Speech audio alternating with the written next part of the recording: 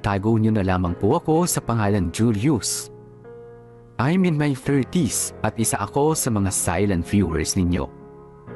Nag-enjoy lang akong makinood sa mga kwento ninyo hanggang sa napunta na nga ako sa sitwasyon na ako naman yung nakangailangan na makakausap.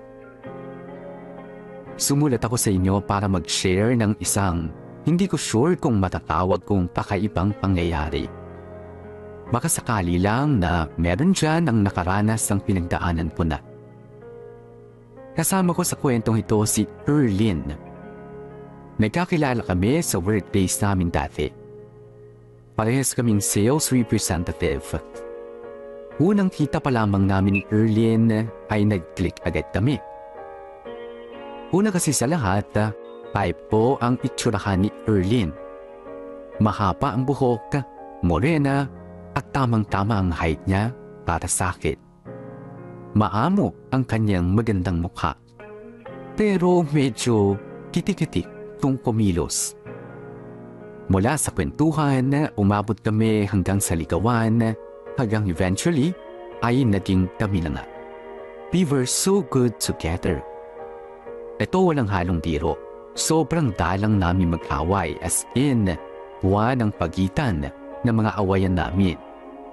Kasi magkaiba man kami ng pag-uugali, parehas namang priority o parehas naman naming priority ang feelings ng isa't isa.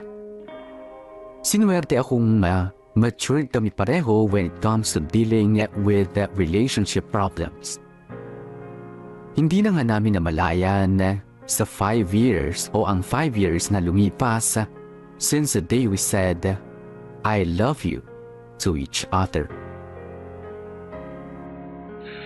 What did we do with all of this knowledge at the other end of the career? Well, we Lab. we share it.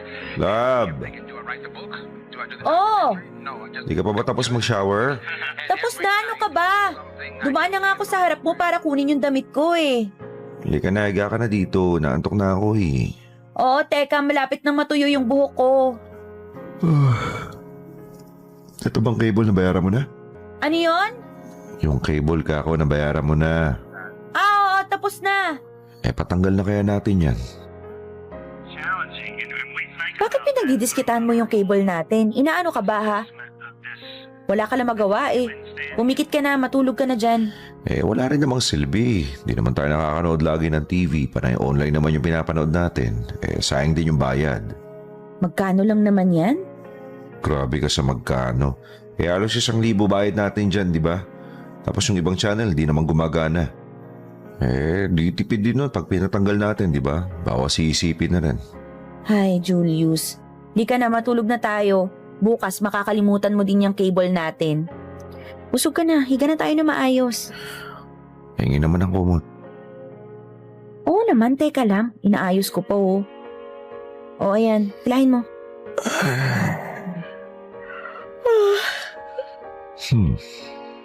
Iniisip ko kasi, Labs. Oh, Gusto ko sana magtipid-tipid din as much as possible. ginagawa naman natin yun ah. I mean, mas maigpit pa. Kasi iniisip ko baka oras na para, alam mo na, magpakasal tayo. Magpakasal? Oo. Oo, sana. Bakit tayo mo ba? Siyempre, gusto. Ready ka na ba? Pwede naman ah. Pwede naman na? I mean, oo naman siyempre. Yan eh kung ikaw ready na rin. Oo naman. Tagal na natin eh. Ay, dahil lang dun? Ang ibig ko sabihin, wala naman akong iniisip na ibang pwedeng makasama.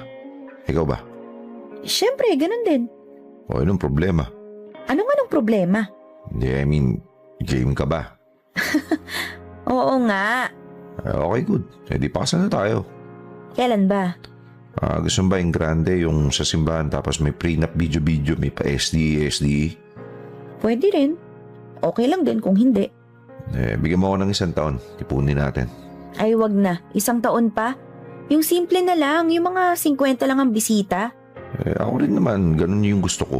Mag-civil na lang tayo. Pag simbahan kasi, papapayat pa ako para sa wedding gown. Tsaka mahal ng wedding gown, no? O sige, pwede na rin civil. Oo, civil na lang. Kailan? Ikaw, alam mo gusto, may special day ka bang inabangan? Anniversary natin? Sus, ang tagal pa nun eh. Wala namang isang taon yun eh. Mga 8 months na lang yata. Tagal ah. O di ikaw mag-decide. Para isang anniversary lang sineselebrate natin. Ang gulo pag may wedding anniversary tas mag-jowa anniversary. Dahil sa bagay, sige, sa anniversary na lang. Pero sure na yan ha? Ako sure na. Okay, sabihin ko kay mama bukas para masabihin niya si papa. Oo nga no. Nasa bar ko pa rin pala sa tito. Sus, ayaw mag-retire eh. Sabihan ko rin si mama ko bukas. Okay, good. Sige na, tulog na tayo. Good night. Good night. Sigurado na yung date, Nak, ha? Oo pa, December 10. Sige. Magpapababa ako ng buong December. Yun, buti buong December. Kasi balak po namin mag-honeymoon mo ni Erlyn sa Boracay sasama namin kayo ni mama. Sige, masaya yun. Sama namin kayo para may tagabayad ng hotel. Sira ulo. Joke lang naman pa. Pero sige, sagot ko na hotel. Regalo ko na sa inyo. Buti naman pa. Dami-dami mong pera Share the blessing. Hoy, tong perang to, para sa lupa ng pamilya ng nanay mo. Para mabawi sa bangko. Alam ko po. Binibiro lang naman kita O sige na, may gagawin pa ako. Tawagan na lang, ha? Okay pa, ingat po. Bye-bye. Bye. Lab! Lab! Dito sa kusina. Lab, Oh. tignan mo nga tong boobs ko. Uy, sure, syempre. Sira, seryoso ako. Seryoso din ako. Mayos ka nga. Bakit ba? Tingnan mo tong banda dito, sa ilalim mo. Ano meron? Kapain mo. Dito? Oo, kapain mo. Diinan mo ng konti. Ayan, anong nararamdaman mo? Dito ba? Oo, nakakapa mo ba? Parang may bukol, no? Oo nga no. Ano to? Hindi ko rin alam eh. Masakit ba? Hindi ko sigurado. I mean, sensitive lang yung boobs ko. May konting discomfort lang, parang ganun. Pa-check natin. Pero baka cyst lang to, no? Yun nga Baka matutunaw lang din eventually. May kaibigan ako, 5-5 yung cyst sa boobs pero nawala din naman ng tumagal. Mahirap na. Sige na, pa-check na natin. Pwede rin. Sige mamaya, tawagan ko yung OB ko. Magtatanong ako kung meron siyang kakilalang doktor or kung kanino ba pwede ipacheck tong mga ganito. Wala kasi ako ibang doktor buong buhay ko kundi yung OB lang eh. Sige, magtanong-tanong ka. Sabihan mo ako kapag alam mo na ako saan pwede magpatingin ha. Sasamahan kita. Okay. Nagpa-check up nga kami ni Erlyn. Nagpa-mammogram siya at nakitaan siya ng maraming bukol sa kanyang dibdib. Pero isang partikular na bukol lang talagang napansin na kakaiba. Ipinabiopsy ito at na-confirm namin na it was indeed cancer. Nasa early stage pa lamang ito. Pero dahil unpredictable ang case ni Erlyn, agad-agad siyang isinalang sa iba't ibang treatment.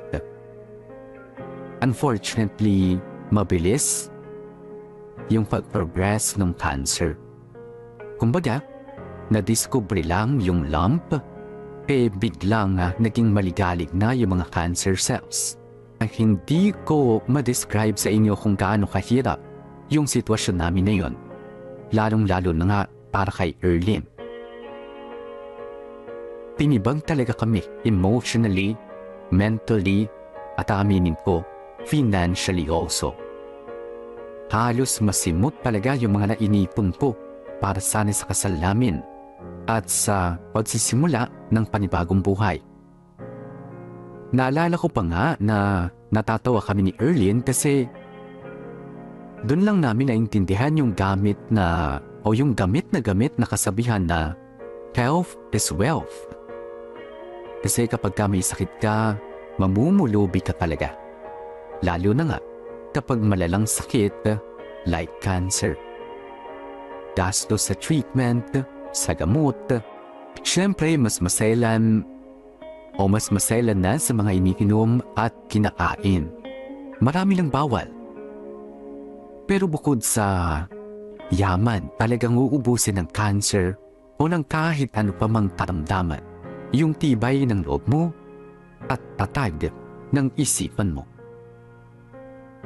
So, yun na nga pa. Cancel po muna yung kasal. Sigurado na ba yan? Oo pa eh. Ang dami po kasi naming iniisip ni Erlyn. Ang hirap pag sabay-sabay.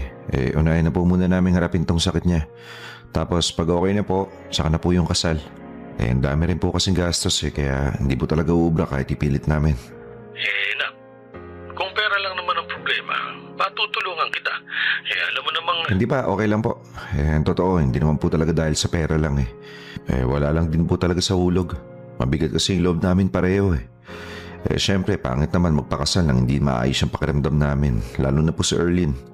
Hindi nun magagawang magsaya sa sariling kasal niya. Ang akin naman anak, baka ito yung perfect time para maitagaan nyo na sa bato yung pagsasama nyo. Na hindi porke may sakit titigil na yung takbo ng buhay nyo. Tsaka patunay lang din ba na may sakit o wala, hindi mo iiwan si Erlyn. Malay mo, yun ang lalong magpatibay ng kalooban niya. Ano sa tingin mo? Ang totoo po niyan, ganyan din po yung iniisip ko pa Kung ako lang yung masusunod, bukas na bukas magpapakasal na kami. Kaso ang inaalala ko, syempre, yung kagustuhan ni Erlyn. Sa nakikita ko sa kanya, parang wala pa siyang ganang intindihin yung kasal namin Tsaka nakafocus kasi siya sa gamutan. At takot na takot kasi siya pa Takot na takot kami actually. Yun na nga Sobrang nakafocus sa sakit niya. Baka kailangan niya ng distraction. Tanungin mo muna. Malay mo, gusto niya rin na ituloy ang kasal. Kaso baka nakikita niya rin sa'yo na problemado ka rin. Subukan mo lang tanungin. Sige pa, subukan ko po. Balitaan mo ko.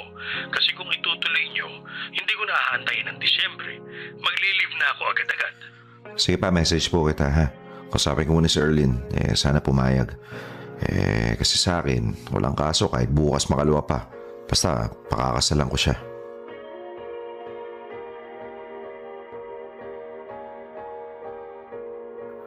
Asan si Erlyn? Parang kanina ko pa siya hindi nakikita. Teka nga, punta ako nga sa kwarto.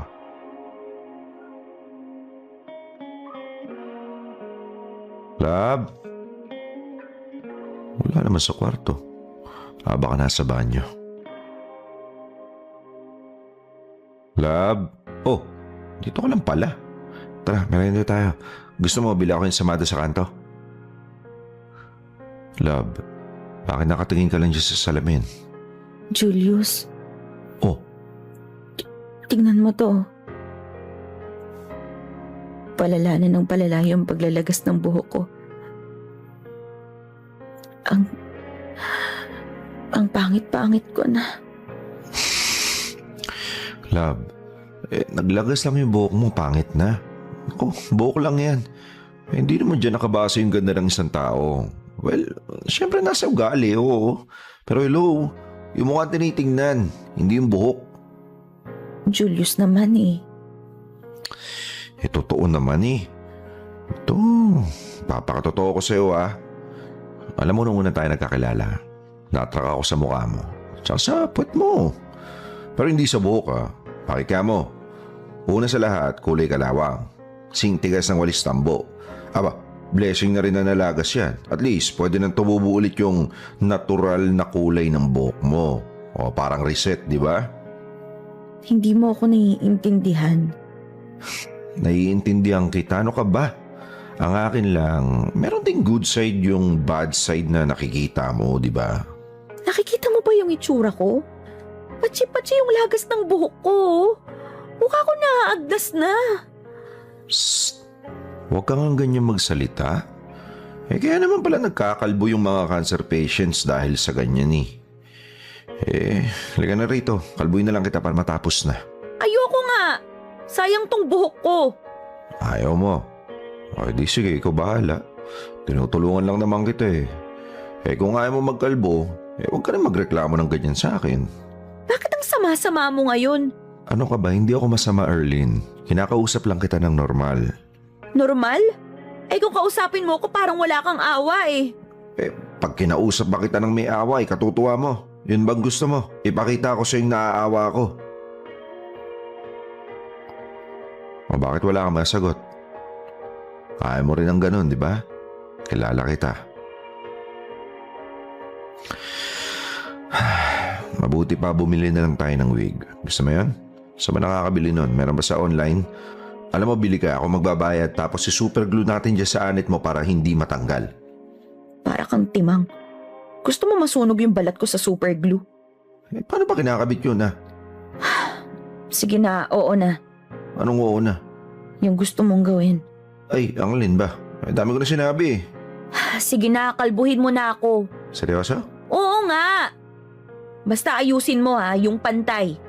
Yung hindi maahalata yung mga patse-patse sa ulo ko. Medyo sagarin na natin para hindi kita. Go! Gawin mo kahit anong gusto mo. Basta ayusin mo. Okay, teka, kukunin ko lang yung clipper ko, ha? Teka, saksak ko lang, ha? Kusog lang natin itong mga makeup mo. Yan, okay na. Ano, game na? Go. Sure ka na? Go na nga. Wala nang bawian. Julius, ano ba? Sinisiguro ko lang. Kasi baka mamaya inumpisahan ko, sabay magbago isip mo, tapos ako sisisihin mo. Hindi, walang ganon. Gawin mo na kasi umpisahan mo na bago pa magbago yung isip ko. Dalian mo na. Okay, teka. Puka dito. Yan. O, relax ka lang, ha? Huwag ka muna tumingin sa salamin. Pikit ka muna at baka ma-stress ka. Hindi, okay lang. Kaya ko yan. Bahala ka. Sabi mo yan, ha? O, umpisahan ko na.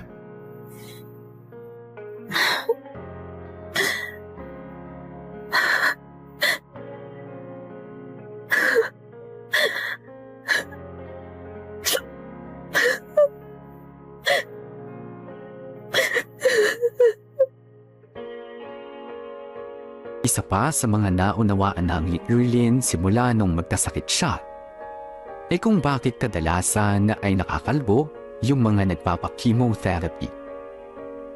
Tuluyan ko nang kinalbo si Erlyn para hindi niya na iiyakan ng bawat paglagas ng kanyang buhok. And it wasn't bad. It was not bad at all, gaya ng hinakala ni Erlyn. Maganda pa rin siya. Sobrang ganda pa rin niya para sa akin kahit namayat siya at nawalan ng hanang buhok. Nagmukha pa nga siyang astig sa paningin ko. Pero dahil gusto pa rin ni Erlyn na may nasusuklay na buhok, ay hinayaan ko na lamang siyang bumili ng iba't ibang wig. Nagpatuloy pa nga ang gamutan ni Erlyn. Pero payo sa amin ng mga doctors niya, mas maigi din daw na gawan din namin ng paraan na mabawasan ang stress ni Erlyn. Kasi totoo daw na nakapagpapababa ng immune system ang stress. Sakto naman na mayroong inirekomendang holistic care center ang isa sa mga close friends namin. Doon daw kasi ay tinuturuan siya on how to manage stress and cope up with her sickness. Tuturuan ka rin on how to totally change your lifestyle. She can meet other people na may katulad niyang sitwasyon. Meron din mga cancer survivors na handang magbigay ng payo o suporta in any way. Okay, cellphone pala nag-alarm.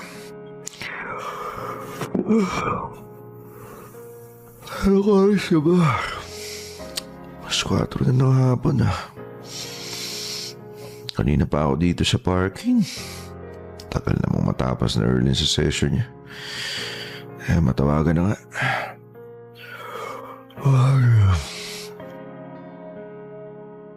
Hello? Lab. Uy, ano na? Alas 4 na ng hapon oh. Tagal nyo naman dyan. Asan ka na ba?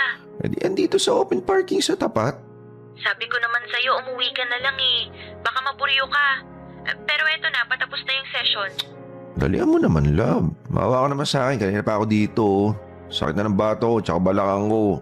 Sa tagal mo, nakatulog na nga ako eh. Tsaka ang init eh. Sige na. Magpapaalam na ako. Dalihan mo, love. Uwi na tayo. Oo, eto na.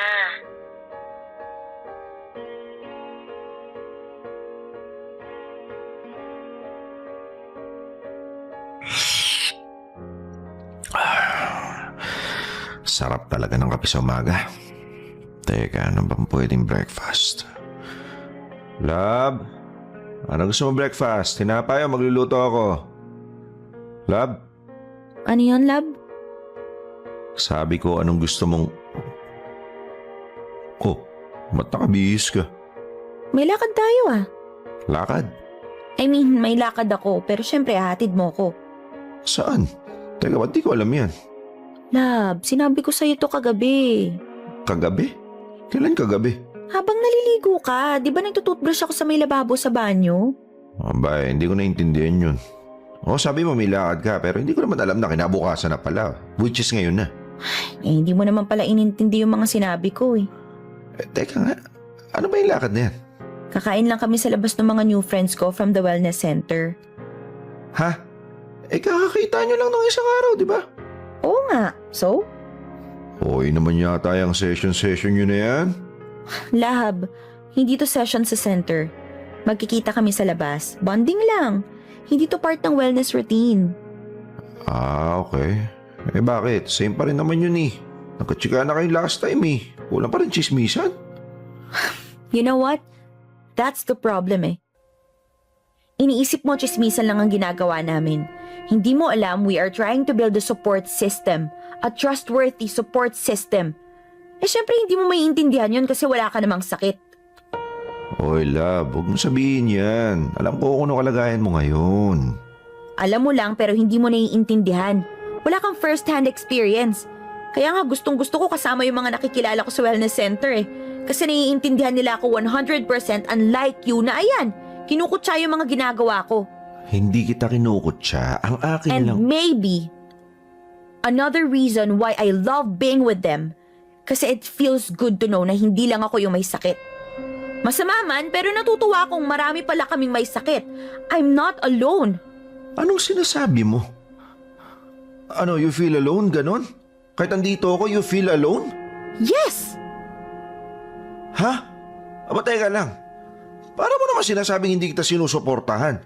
Kahit ba sigurado akong ginagawa ko lahat para sa'yo? Ginagawa mo yung nakakaya mong gawin, but it doesn't mean na it's already everything I need. Anong ibig mo sabihin doon, ha? Frankly speaking, yung lahat-lahat mo, kulang na kulang pa rin. Erlyn, Pero somehow I understand.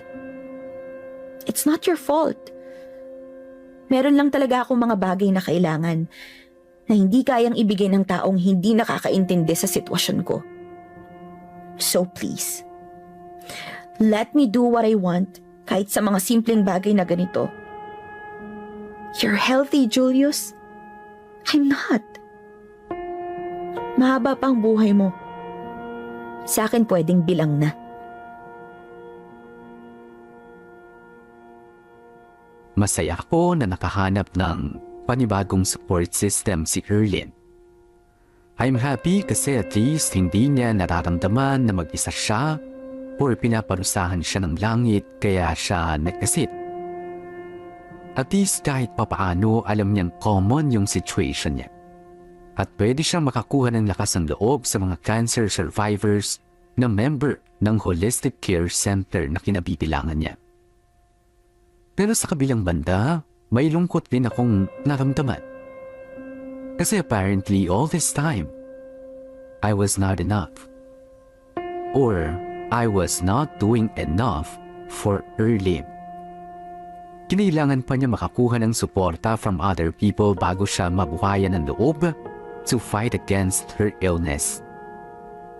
At nalungkot din ako kasi ayokong makaramdam ng inggit sa akin si Erlyn na kesyo ako ay malusog at walang life-threatening illness. Nandyan ako sa tabi niya pero somehow, hindi ko nga naman naintindihan ng buong buo yung sitwasyon niya. I'm not really good with words, let alone openly express how I feel. Kaya ang nangyari, mas naging close si Erlyn sa mga bago niyang kaibigan. Mas nakakapag-share siya sa ibang tao at hindi na sa akin. Kasi ano nga naman ang maisasagot ko bukod sa kaya mo yan at sa I'm here for you. Mas madali para kay Erlyn kapag kayong taong nakakausap nga napagdadaanan o napagdaanan na yung sitwasyong kinaroroonan niya. Napunta tuloy ako sa moment kung saan kine-question ko na yung silbi ko para kay Erlyn. Kung ano pa ba ang pwede kong gawin bukod sa tulong na pinansyat. Bukod sa pagiging physically present. Ano pa ba ang kailangan niya from me? I know, wrong timing yung pag-iisip ko ng kung ano-ano, pero I just wanted Erlyn to depend on me. Hindi ko lang sigurado kung kadepende nga ba ako. Iniisip ko na lang na sana malampasan namin ni Erlyn yung pagsubok ng pagkakaroon niya ng sakit nang hindi nagagalusan ang relasyon namin. Habang lumilipas sa mga araw at mga linggo, ay para nakakaramdam ako na tila ba lumalaki ang distansya sa pagitan namin ni Erlyn.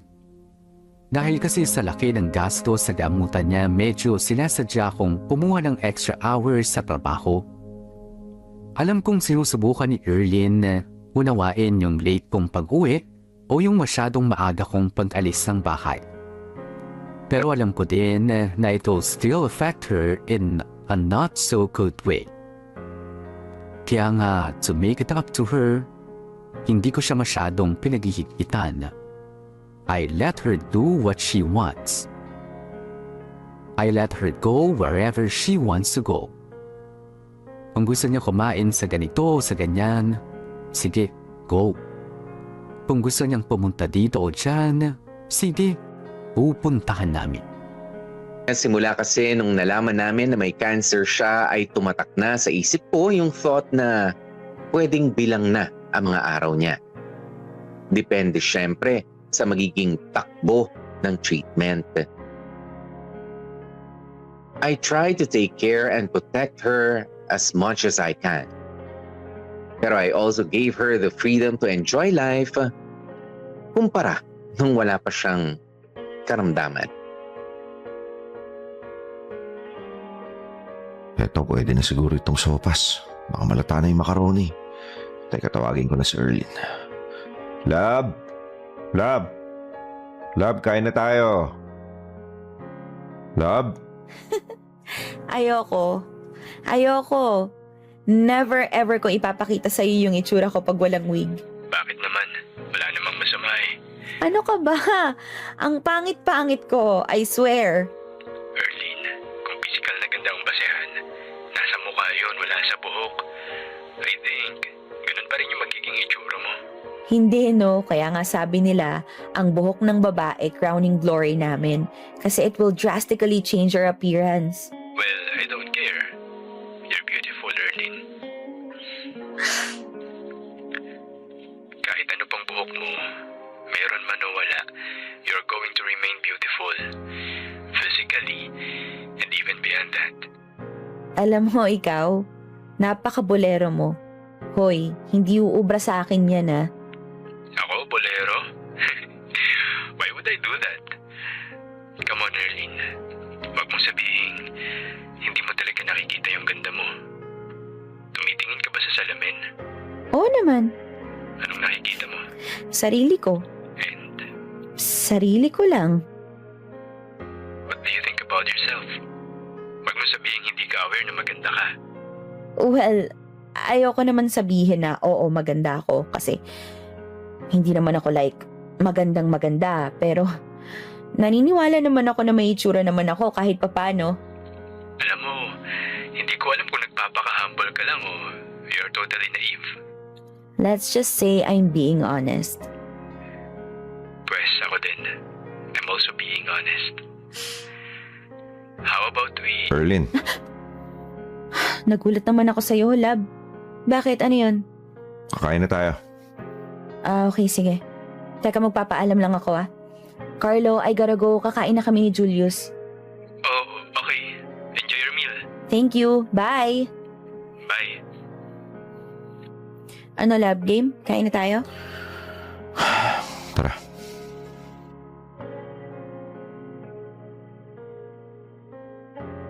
Love, sino yung kausap mo kanina? Ah, si Carlo yon. Kasamahan ko sa wellness center. Kasamahan? Volunteer worker siya doon. Cancer survivor din siya. So, isa siya sa mga nagbibigay ng support sa mga members. Inspiring yung story niya actually. Na-diagnose siya with colon cancer at such a young age. Kaya ko. Tapos, binenta niya lahat ng mga luho niya para pampagamot. And he realized so many things simula nung... Bakit ganun kayo mag-usap? Bakit? What do you mean? Kanina pa ako sa may pinto. Rinig ko usapan nyo. Okay. Anong problema? Nag-uusap lang naman kami. Oo nga, usap lang. Pero may mga bulahan pa eh. You're beautiful pang ganyan. Ano yun ha? Lab, ganun lang talaga si Carlo. It was just probably his way of showing his support to someone like me na may cancer. He was just trying to build my confidence. Kaya By flirting? hindi siya nakikipag-flirt. At sa harap ko pa ha? Hindi naman niya alam na nandyan ka eh. So hindi niya gagawin yun kung alam niyang katabi mo ko. Alam mo, hindi ko alam kung ano kinagagalit mo. Kasasabi ko lang, Carlo is flirting with you. Hindi nga siya. At ang nakakainis, you were flirting back. Tuwang-tuwa ka sa ginagawa ng Carlo na yun. Patawa-tawa ka pa. Ano ka, teenager? You know what? Fine. Sige. Tumatawa ako. Natutuwa ako, sige, inaamin ko. Pero alam kong binubola niya lang ako, okay? Hindi ako tanga para maniwala sa mga sinasabi niya. Ah, talaga? Eh bakit kinikilig ka parang tanga? Excuse me? Tinawag mo ba akong tanga? I said what I said. Ah, ganon. O sige. Oo, natuwa ako. Kinilig ako kahit alam kong binubola lang niya ako kasi somehow I felt good. I felt good to still be appreciated kahit ganito na ako. Ano? Ang sarap marinig yung tawagin kang maganda kahit pabiro o pabola lang. Kasi alam mo naman sobra akong insecure sa sarili ko right now, di ba? And you are doing nothing. At eto ka pa nga sinasabihan akong tanga. Yun lang ba? Gusto mo lang marinig na maganda ka? O sige, maganda ka. Ang ganda-ganda mo. Ikaw ang pinakamagandang babae sa balatang lupa. Ayan, okay na. My God! This is so stupid. O saan ka pupunta? Magpapahinga na. Nakakawala ka ng gana. And for the record, parehas man kayong fake ni Carlo pagdating sa akin. He did a better job at making me feel better. Dapat matuto ka sa kanya. Diyan ka na nga. I'm aware naman na bumaba ang self-esteem ni Erlyn simula nang nagkasakit siya. Naintindihan ko naman yung point of view niya pero syempre masakit para sa akin na makitang ganoong makipag-usap ang girlfriend ko sa ibang tao. Sa ibang lalaki for that matter. Ang nakakatawa nito, ako pa yata yung nahiya na parang nakakastorbo ako sa pag-uusap nila.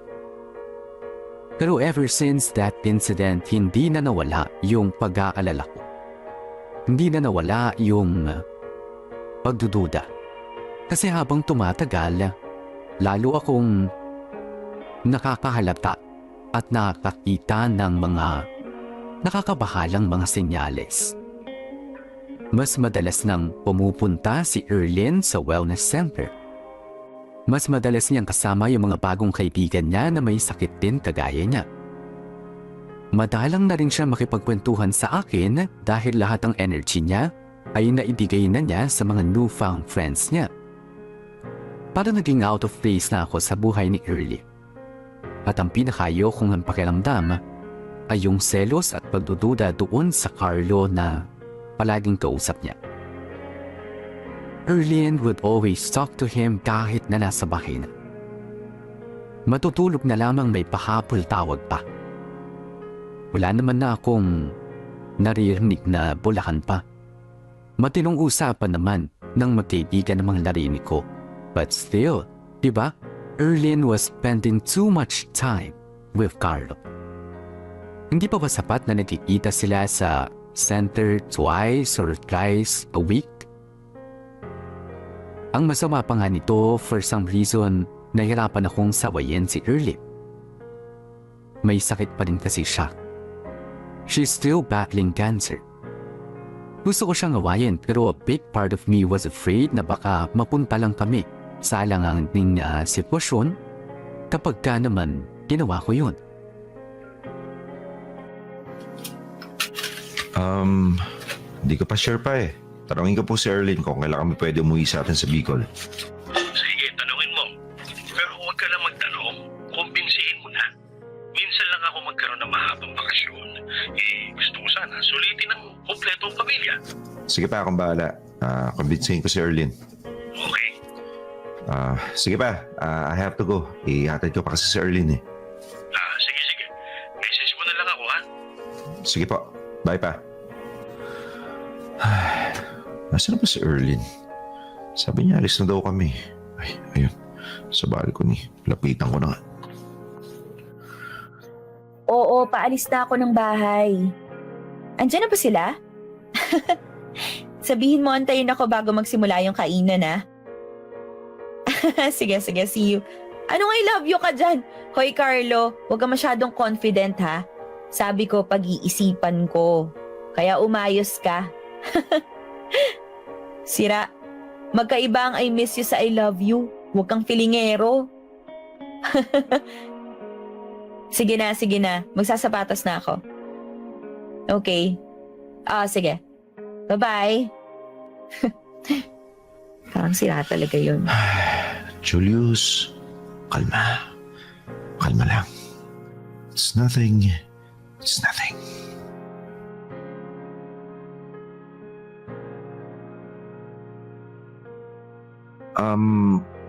Bakit ka nga ulit pupunta ng wellness center? Diba kagagaling mo lang doon kahapon? Birthday nung may-ari ng facility. May konting salo-salo. It's not really a party, pero gusto lang kami makita ng founder na isa ring cancer survivor.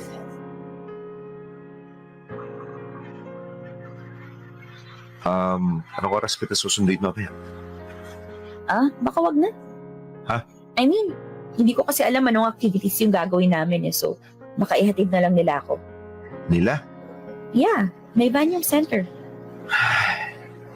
Marami silang mag-aatid sa'yo o yung Carlo lang? Ayan ka na naman. Kailan mo kaya ako titigilan sa mga ganyang bagay? Masisisi mo ba ako? Honestly, nagpipigil lang ako kasi ayoko ma-stress ka. Pero Erlyn, ang dami-dami ko nang kinababahala sa'yo. Ang lakas-lakas na ng kutob ko. Pero di ako sasalita kasi nga, sabi mo, friends lang kayo, napaparanoid lang ako. You are paranoid. At baka sabihin mo rin na I'm not being supportive sa'yo. Sometimes. Sometimes. Wow. Teka, tatabi ko lang to sa akin, mag-usap tayo. Julius, anong ginagawa mo? Mag-usap tayo. Julius, malilate na ako. Wala akong pake. Ano? Erlyn, mag-usap tayo na maayos. Yung seryoso, yung totoo. God. O Erlyn, naman, di ba? Aware ka naman may nagbago. May nagbago na sa'yo. May nagbago na sa atin. Simula nung nagpunta ka dyan sa lintik na wellness center na yan. Lintik? Diyos may hindi ko naman naiintindihan kung ano silbi sa paggaling mo eh. Ilang buwan ka na dyan? 2? 3 buwan? Ano, gumaling ka ba? Hindi naman, di ba? Bakit ka nagpupunta dyan? Ginagamot ka naman sa ospital. That's the point. Hindi mo naiintindihan. Haba, please. Paki-explain. Ipaliwanag mo sa akin. Ano ba nakukuha mo dyan? Bukod sa paglalandi. What the hell? Paglalandi? Oo. Seryoso ka ba, Julius? Oh, come on, Erlyn. Tingin mo hindi ko alam. Lumalandi ka lang dyan. Nung umpisay na yan lang kita kasi nakikita ko ang saya-saya mo. Nabuhayan ka. Hinayaan kita kasi akala ko ito'y makakatulong sa'yo para matanggal yung matinding stress at overthinking mo. Na baka sakaling mas makatulong sa pagaling mo. Pero lintik naman, Erlyn. Kaya pala ang saya-saya mo kasi may ibang lalaki na nagpapasaya sa'yo. O bakit ganyan ka makatingin? Ba't wala kang masagot? Kasi totoo, di ba? Ang gago, di ba? Ang gagaling nyo. Saan ka nakakita? May mga sakit na nga kayo. Nagawa nyo pang lumandi. Lalo ka ng babae ka. Nasa bingit na nga kayo ng kamatayan pero nagka-time ka pa maghanap ng iba. Hayop na yan. Ang gagaling. Ang gagaling nyo. Napakagaling po.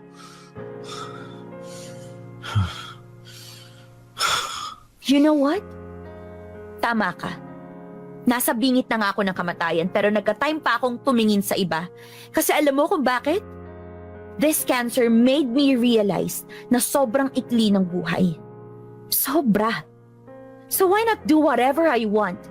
Why not hanapin at gawin ko na lang yung mga bagay, mga tao na talaga magpapasaya sa akin? So anong gusto mong sabihin? Hindi ka na masaya sa akin? Ayaw mo na sa akin? Yun ba ha? I don't know. Ewan ko, Julius. Punyetang sagot yan. Ewan mo? Talaga ba? Aminin mo na lang kasi. In love ka na sa lalaking yan. Aminin mo na nagtuloy-tuloy yung landian yung mga hayop kayo. Aminin mo na. Sabihin mo sa akin para matapos na. Total yolong-yolo ka naman eh. Life is short, di ba? Kaya tapon muna ako ano mararamdaman ko, di ba? Basta ikaw yung masaya, di ba? Kaya sige na, diretsuin mo na ako. Makipag-break ka na sa akin. Iwan mo na ako, Erlyn. Utang na loob. Para maluwag na rin sa akin, iwan ka. Please lang, Erling. Mahal kita. Kaya galit na galit ako ngayon kasi lintik, mahal kita eh. Mahal na mahal kita.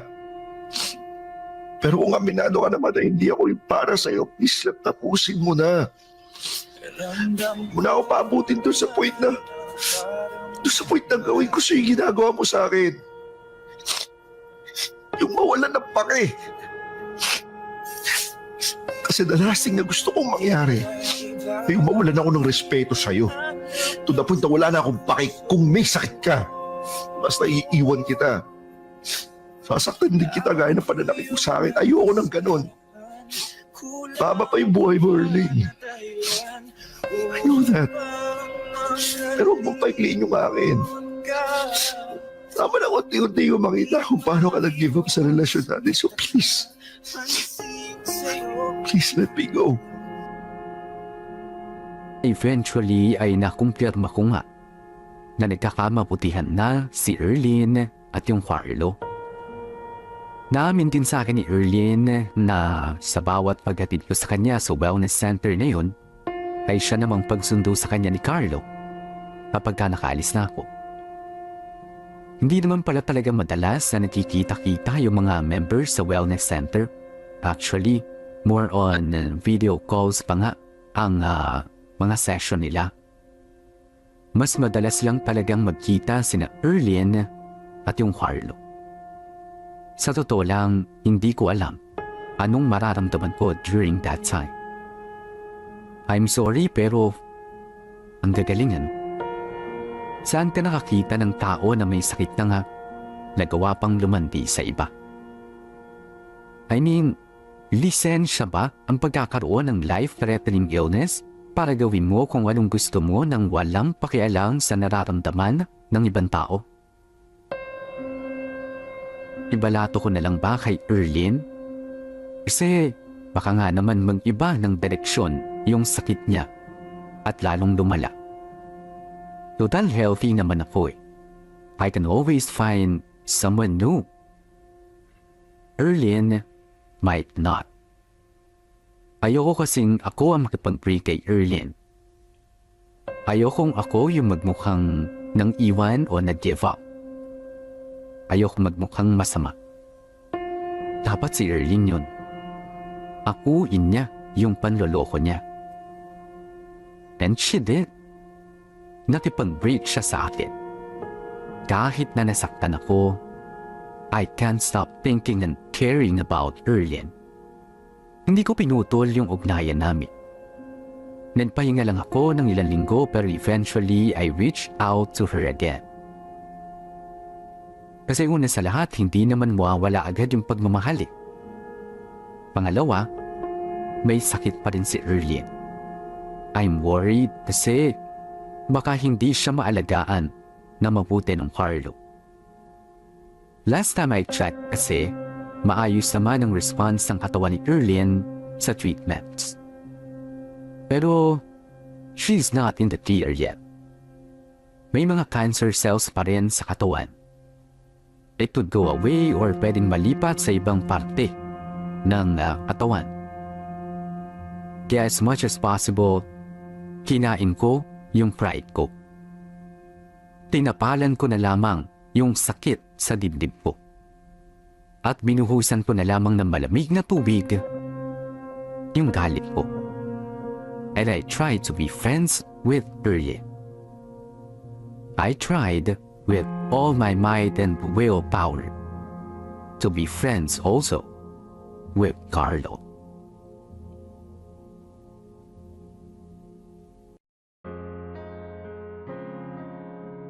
Oh, saan ka pupunta? Dadalawin si ano pa, Si Arlene. Sige lang. Wala namang kaso. Nahihiya ka pang sabihin eh. Nak, matanda ka na. Hindi na kami makikialam ng mama mo sa buhay pag-ibig mo. Tsaka wala namang masamang dalawin si Arlene. May sakit yung tao eh. Kaya sige lang, walang problema. Pero mabilis lang ako pa. Dito ako magdi-dinner. Good. Sige, sabihin ko sa mama mo. Sige po pa, una na po ako ha. Okay, ingat.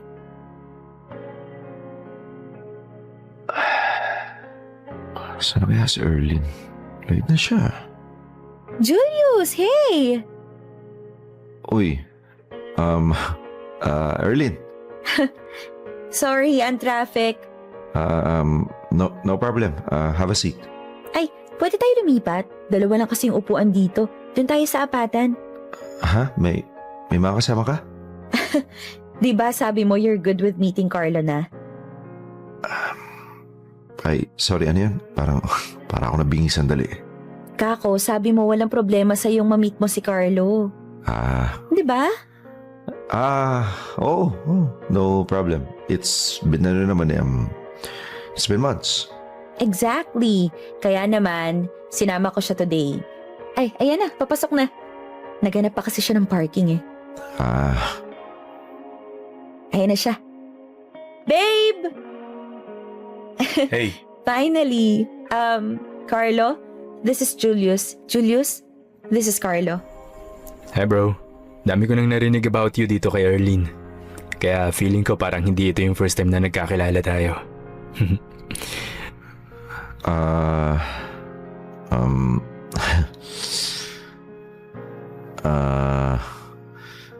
Ang daya nga eh. Daya na ito si Erlyn.